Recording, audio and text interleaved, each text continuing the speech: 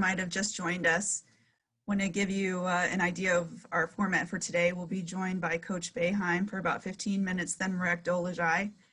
And we ask that when you are called on for a question that you state your name and affiliate so that Coach and Marek know who they're speaking with, and we will get through as many questions as we can.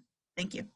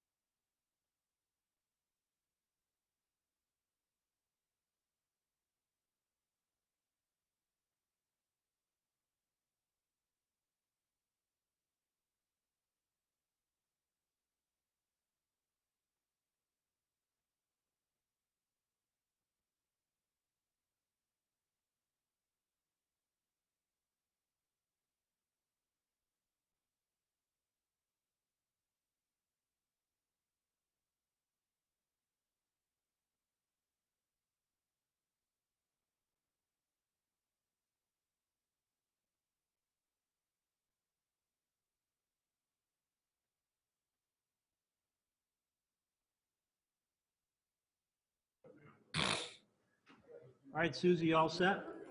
Yes, we are. Coach will make an opening statement, and then we'll take questions. Okay, well, thank you. It's great to be here. This has really been really well run. I mean, the NCAA has done an incredible job of organizing this, and it's just been such a well-organized process, and obviously necessary process to get to where we can play. We're used to kind of this kind of thing anyway, but it's a long week, but we've kind of navigated through it, and I think we're certainly ready to go. We've had a practice yesterday, practice tonight, and players have had the opportunity to lift and do some other things, to go for a walk. So I think we're in a good place right now, and looking forward to playing in this tournament. Thank you, Coach. A reminder to media to please state your full name and media outlet before asking your question, and we'll start with Mario, please. Mario Sacco, News Channel 9. Coach, you touched on it there, but logistical-wise, for you to get your team prepared, any challenges as far as that's concerned, as far as getting your team prepared for Friday's game? No, not at all. We had, we were able to get a good practice in Monday morning in Syracuse before we left. And then, quarantined for the 24-hour period and had a good practice Tuesday night. So we didn't miss a day of practice. And, we had good practices prior to that. So, it's, we're getting there. We'll be ready Friday. Next question from Mike Waters.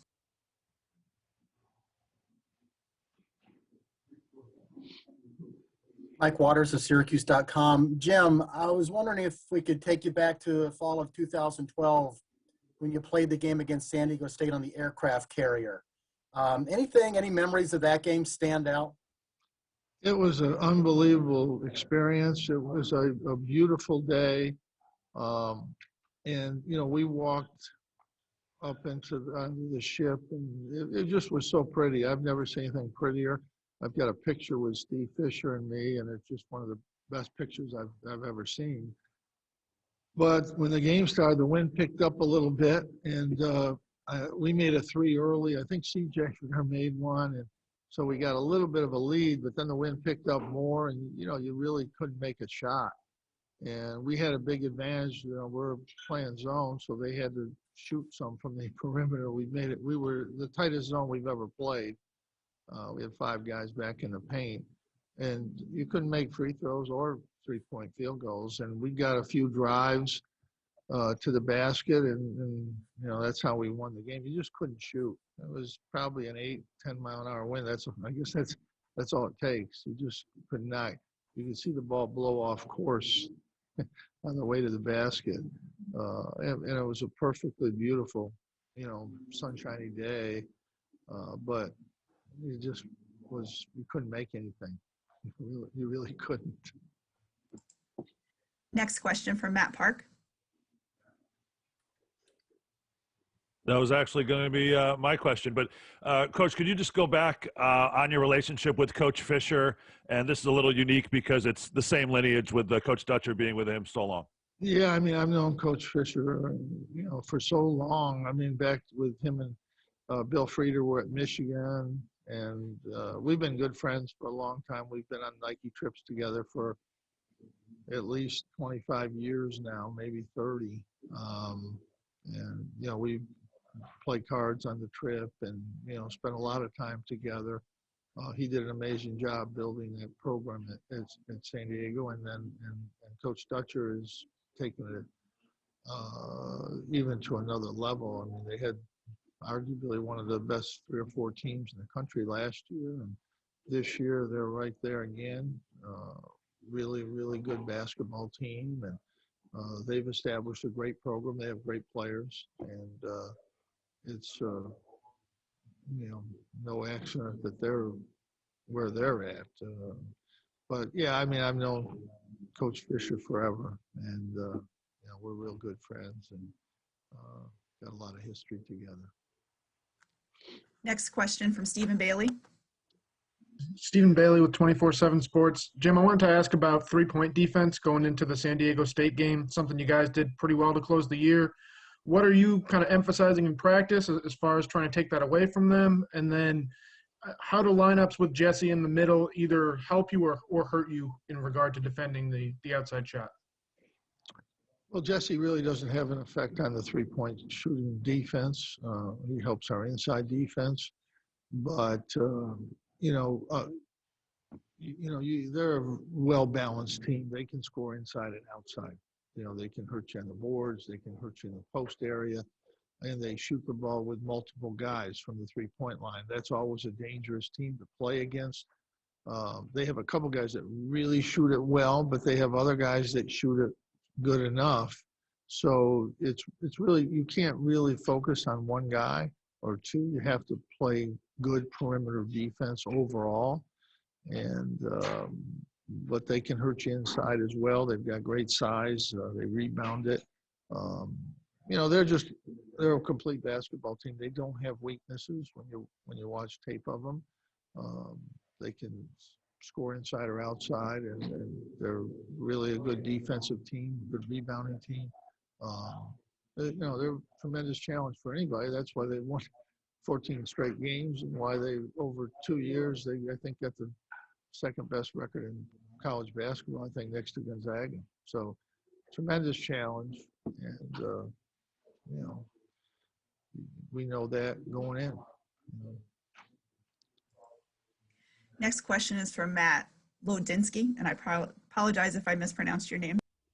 Thank you, Matt Majinski, College Basketball Review. Coach, a lot of players are tweeting out with the hashtag not NCAA property as they continue to, push towards equal representation as college athletes. I'm just wondering if you've heard about this and just your thoughts on players taking this bubble atmosphere as an opportunity to come together for this cause. Well, I haven't. I'm for all players getting the NIL, the rights, to be able to use their rights. I mean, immediate transfer, two things coming, and it's just when you're waiting on the federal government to do something, it's difficult, to say the least. They've been trying to pass immigration reform for 30 years or more that I can remember, and haven't got it done yet. So I think somehow we've got to get this done, the NIL thing, and so it's good for everybody. You can't have each state making rules. We need to make the rules, whether it's the government or whether it's the NCAA, and players will get their rights, and we'll see what happens. Obviously, there could be all kinds of crazy things that happen, but it's what it is. Let's go ahead, move forward, and see what they are, and then try to deal with them at the time. But I think that's got to happen, and players transferring right away, playing right away. And I mean, I know you've seen a limited thing in the football where there's a lot of guys that are in the portal who didn't get a place to go. I think in basketball that could happen. There's going to be so many guys in there, but I think that everybody will find a place. But it'll be free agency almost in some cases this summer. You could be looking at any number of guys. Well, there's always transfers. They're usually guys that aren't playing, and they, maybe it's good for them to go someplace, to try to get to play. Although sometimes you transfer and you don't play right away. You don't get to play right away. But again, we'll see how this all works out. And, but I think players, this is the future. This is what's going to happen in college basketball. And I think at the end of the day, these things, you'll figure out how to work them out as a coach, as a program, and you move forward. Next question from Mark Larson. Hey, Coach. Mark Larson, Spectrum. You said last time we talked that your team was going to be a good tournament team for sure. What made you say that? What makes this team, in your mind, a team that could do something? Well, I've never heard a coach say his team was going to be a bad tournament team, Mark. So, I think we have a good team, and that means I think we can play well in the tournament. But there's no coach in the tournament that I've ever heard in all the years I've been doing this saying, well, we're really not good enough. We're not really a good tournament team. I mean, what that means is I think we're playing good enough to win. It happens to be in a tournament, so you're facing new teams and teams that maybe haven't seen a lot of zone, but that even that doesn't really matter. I've seen teams that have not played against the zone at all, and their first 8 or 10 games they play against us and play great against our zone. So you just never know with that. But I think we're playing well. I think we've got a number of offensive weapons. We have different guys that can hurt you. We don't depend on one guy. San Diego State's like that as well. That's why they're a difficult team to play. And I think our defense has gotten better. It's still, I mean, we're certainly not going to fool anybody into thinking we're a great defensive team, but we've gotten better. And, you know, I think that that's what it takes to win in a tournament. So I guess to answer your question, I think we're ready to play in this tournament, and we're capable of playing well. Our next question is from Nico. Hi, Coach. Nico from CBS 5, NBC3. And I know you've said it a couple of times now, just how proud you are of the team and the way they rallied down the stretch. The turnaround that you saw there, I mean, I'm not trying to compare it to any year, but just how special was that, remarkable that, they won those games down the stretch you all did and were able to play at this level after struggling a bit, after some of the pauses and illnesses and things like that. Yeah, I mean, we were in a place where we had to play. I mean, obviously we had to, we had to win a couple games. I mean, if we'd have been able to play the Florida State game and the Louisville game, we might have had 2 big wins under our belt, and we might have been in a better position, but we didn't get to play those games. And the other side of that coin is you might not have won those games. So, we were in a position coming in North Carolina, which, first of all, they were a good team. But second of all, we've had no success against North Carolina, home or away. They've been too big for us, and they've just outplayed us pretty much. And other than a couple games that were pretty close, I think one at home, a couple down in North Carolina, even this year at North Carolina, we had no success against them. And to win that game was a huge win in my mind. That was a really, really tough game to win. I mean, you can look at Virginia Tech and say, well, they're better than North Carolina this year. They finished higher in the league, and we had them down 26. But, North Carolina has been a problem for us. Clemson game, we played really well. North Carolina State, you have to remember North Carolina State's beat us 3 or 4 times in a row. I don't know the exact number, but they beat us a lot the last 3 years, and I don't remember beating them. So to beat them the 3 times that we did was really, I mean, it was great. I mean, and I just can't overstate some of the things this team has done. And I think, when you're in a league like we're in, especially the last couple of years, it's very hard to get to the top of the league. It's very hard. And I give Virginia so much credit because they've been able to do it. And, Duke and North Carolina are great, great programs, and they've slipped a little bit. And that's college basketball. But to just see, how difficult it is, and it really is something to be in the tournament, to get into this tournament. You can criticize and say, well, you should be better, you should win these games, more games, but it's difficult in college basketball today. And there's no better example out there than a program like Duke or Kentucky, and last year North Carolina. These are the 3, probably, if you rated programs in the country, they'd be 1, 2, and 3. And, they're not, would not have been in the tournament last year, and are not in it this year. It used to be a given. If you were pretty good, you were in the tournament. And you really almost took it for granted. And you expected actually to win a couple games. I mean, I don't know how many times. I think we been to the Sweet 16 17 or 18 times. And I don't think we really thought about it. I know maybe fans anyway, but I know I didn't. I figured like, yeah, we need to get to the Sweet 16. And it's changed. College basketball has changed. It's just more difficult to do. And you have to be really happy to be able to get into the tournament and have a chance. And I mean, anything can happen in this tournament. You can play really well and get beat. You can play pretty good in a game and you're going to win.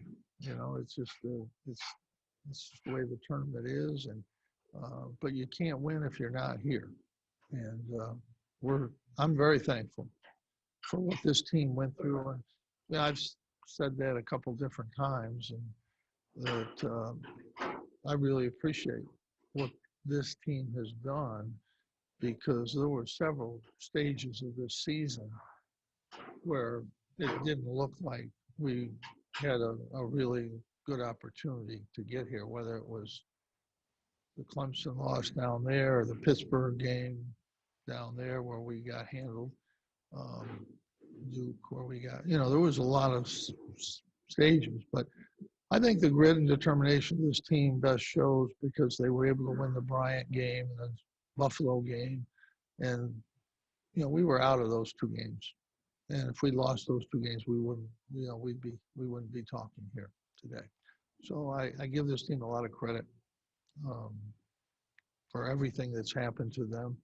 And, losing Barama was a big loss, and just the learning experience for everybody during the course of the year. I'm really proud that this team has an opportunity to play here. Our next question is from Anthony DeBundo. Anthony DeBundo, the Daily Orange.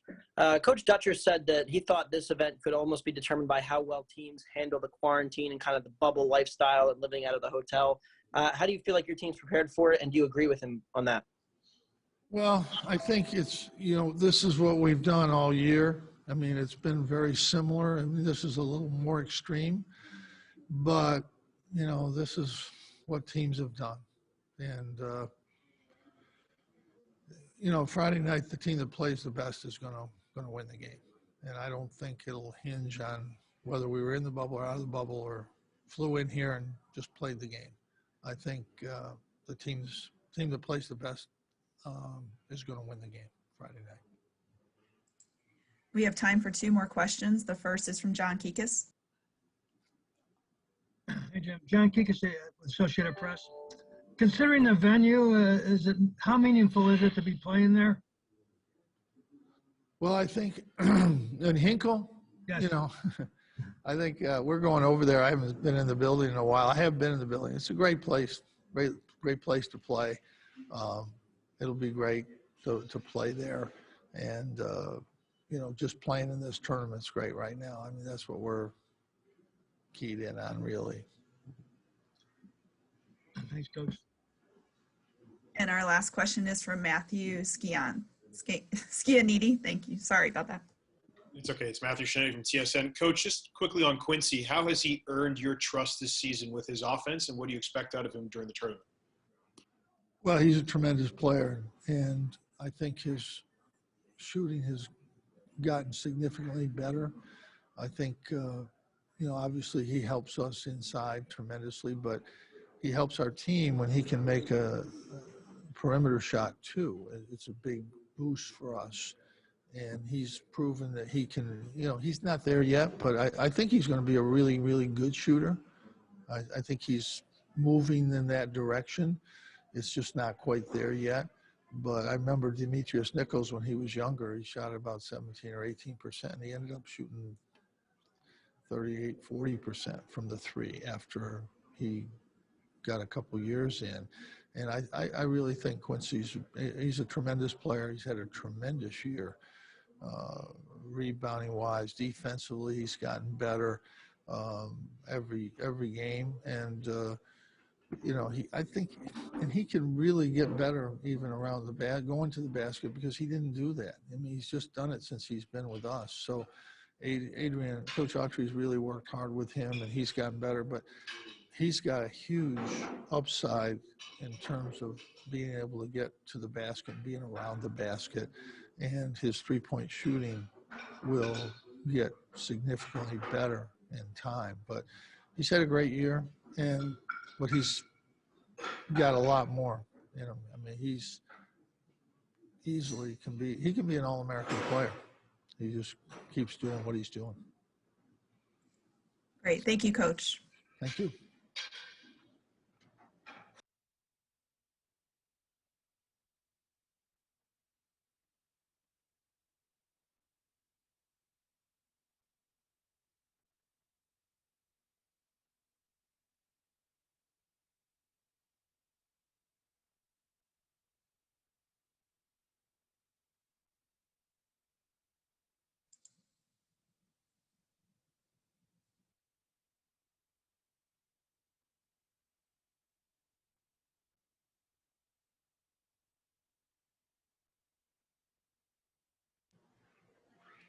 All right, Susie. Marek, thank you for joining us. Again, reminder to the media to use the raise your hand function and to identify yourself. We're going to start with Zach from the New York Post. Marek, what have you noticed that, kind of about Buddy as he's really taken off late in the year, and kind of what is the dynamic with him and Coach? Is it, I guess if you could give me some insight onto what it's like seeing how they interact. He worked really hard this offseason during the break, and the whole season he worked really hard.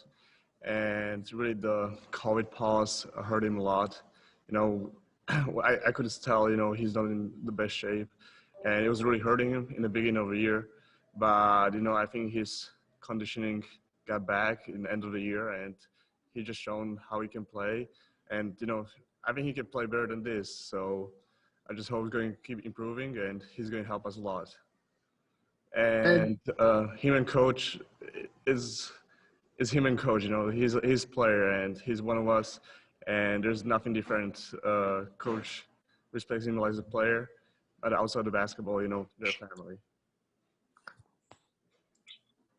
Our next question is from Mario Sacco. Correct, Mario Sacco, News Channel 9 here in Syracuse. Everything that's going on this year with COVID, it's not like you can hop in a car and see your family. How difficult a year has this been for you to deal with all the testing and everything that's going on? And is this kind of the payoff now that you guys are there in the NCAA tournament? I've been here 4 years, and I think this was the hardest year for me. Like COVID, basketball, school, it's been a new experience for me.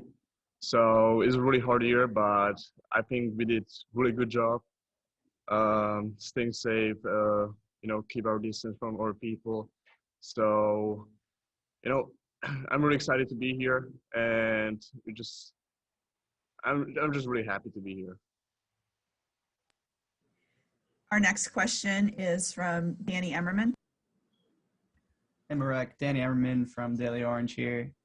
Looking back on the season, there's just one play that sticks out to me, and that's Alan Griffin's block early in the season against Buffalo. And without that play, you guys might not, be where you are now. I'm wondering what you remember about that play. I would say there was more plays. We had close games against Bryant. We had really a lot of close games in the beginning of the year. But I remember the block. I lost the ball. And that fast break, I really thought it was the end of the game, but Alan came out clutch. And, he always came out clutch for us. And he's a really good player. He plays good defense. And I was really surprised about the play. He will block the shot, and he did. But I think this something show what, we have to do to get in. And this is one of the plays what we did to get in here. Our next question is from Matthew Gutierrez. Hey, Marek, it's Matthew Gutierrez with The Athletic. Wanted to ask you about Robert, a fellow forward of yours, of course, and just his development, his strides. I know he had the red shirt. He's had the shin, pain intermittently throughout his career.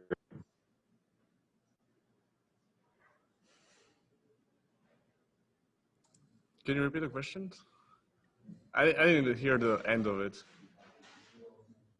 Sure. How have you seen Robert progress since he got to campus? He's battled through obviously the shin pain and come on here with a pretty good role off the bench for you guys. No, he helped us a lot. End of the year, he didn't start the year great. I think he was like 0 for 14 or something from the 3-point line, but we knew he's a really good shooter.